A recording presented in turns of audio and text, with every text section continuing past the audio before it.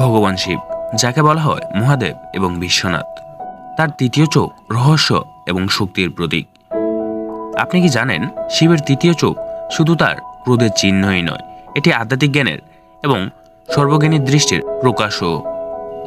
আজকের এই ভিডিওতে আমরা জানব ভগবান শিবের তৃতীয় চোখের রহস্য, এর আধ্যাত্মিক অর্থ এবং এটি কিভাবে সৃষ্টিকে প্রভাবিত করে। ভগবান শিবের তৃতীয় চোখ তার কপালের মাঝখানে অবস্থিত।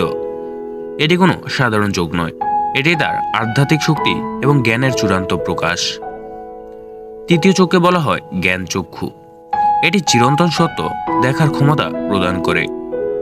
এটি শিবের তপস্যা ও ধ্যানের প্রতীক, যা বোঝায় যে শিব শুধু বাহ্যিক জগতে নয়, অভ্যন্তরীণ জগতেও গভীরতর সত্যকে দেখতে পারেন। তৃতীয় চোখ হলো মায়ার ঊর্ধ্বে উঠে সত্য উপলব্ধি করার ক্ষমতা। তৃতীয় চোখ আসলে সেই শক্তি